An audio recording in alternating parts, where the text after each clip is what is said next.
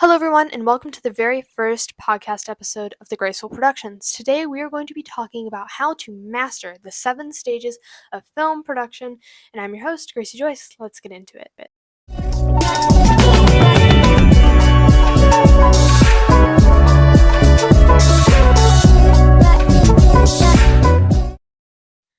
Okay, so your first stage is going to be the development of your film. This period belongs to your project producer, aka maybe this may be you.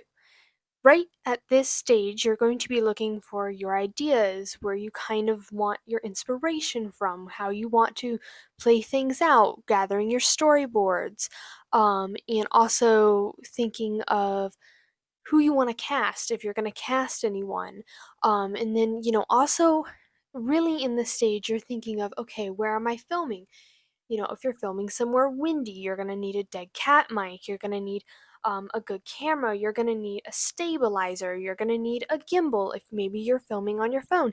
There's a lot of different things that you need to think of during this stage. Now, your second stage is going to be financing, networking, making meetings for larger productions. This kind of stuff is going to be held in Los Angeles or New York, any type of big Hollywood city, basically.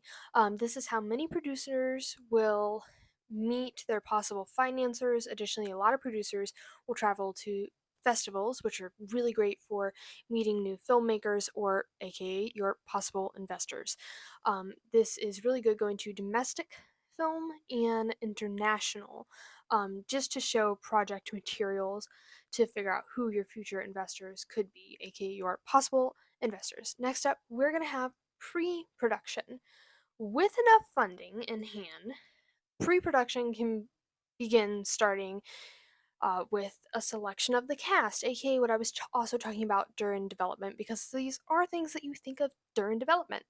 So, anyway, your selection of your cast, your crew, your locations, your building, your sets, your props, etc., stuff like that. Your shot list, your storyboards, all that kind of stuff, which are very similar together. Once everything is put together, then your production is going to begin to ramp up and everything is going to start coming together very, very easily during pre production. Now, production is the next thing we're going to be talking about. Production, your assistant director, aka you may also hear them referred to as ADs, shines during production. As the actual footage is filmed, by coordinating all of the different teams at once, your actors, possibly a few days of the weeks of refreshing and finally shooting the right scene exactly how you're thinking your idea is going to come together. Your writers and producers may be on set at the same time. Usually they are. Now, these kind of people are going to be looking for, what they think, they're going to be sitting there going, all right, I liked that shot. Or they're going to be sitting there going, okay, you're terrible, let's try this again. Let's try and get this going again. Um, you know, it's a lot of different things. So they're looking for that creative, shot, and they're also making sure that they're sticking to, schedule. Everything's going to come out on time. This is a very big thing, is scheduling things whenever you are trying to make a film or whatever you're doing. I mean, even recording a podcast like I'm doing right now, scheduling, very big thing. All right, so next up, we're going to have post production. This is where your editor comes into play. If the budget for your film is big enough, visual effects and stuff like that is going to be able to be something that is very easily added. And when I say when your production is big enough, I mean your actual budget is big enough, because if you've ever made a film before, you would know that putting things together, such as props and stuff like that, it's expensive and it is not something that is super cheap and easy to do. So, for bigger productions, teasers can be done during this time, while you're still filming and stuff like that.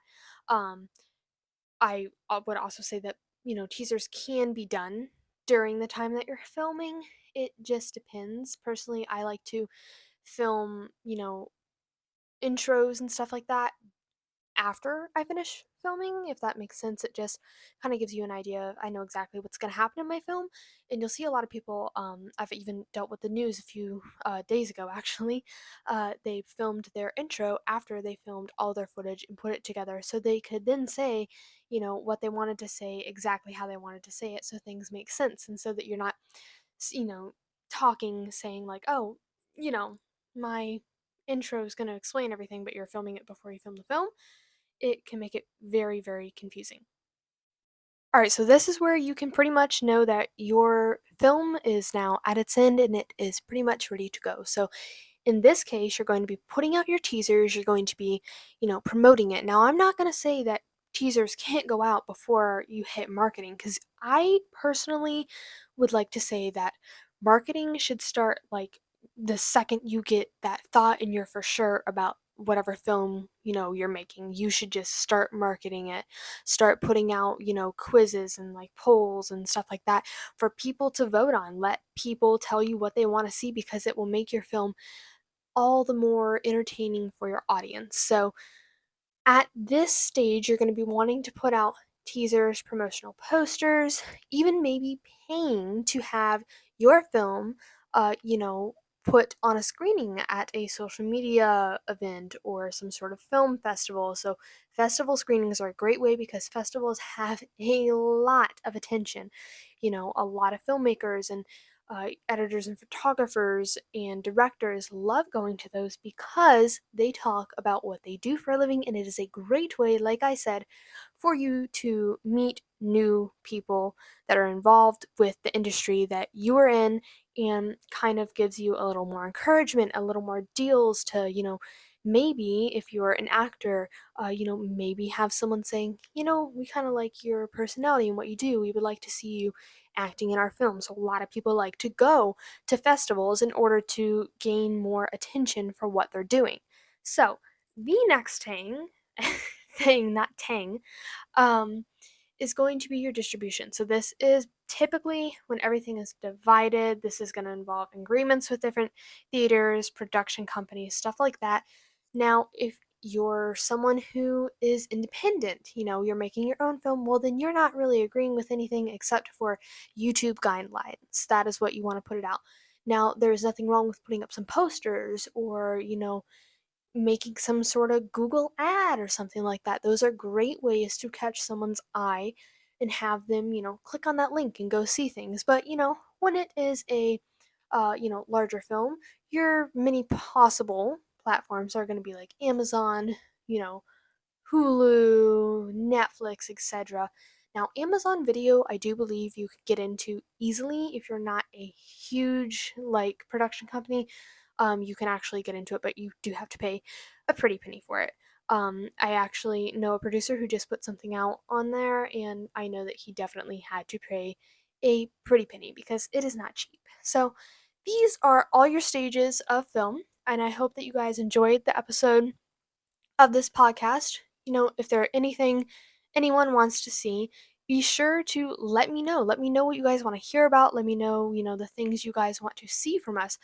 And, when you're finished with all these stages, it is a great time to just already start on your next film because, once you start, it's a domino effect. You keep going and you don't stop, and people just they see that drive and they're like, okay, this person's really cool. So, let me know if you guys ever want to see anything maybe a little different about film. If there's any specific questions anyone has, let me know. I would love to cover those subjects for you guys. So until the next episode, I hope you guys enjoyed this one, and I will see you on the next one.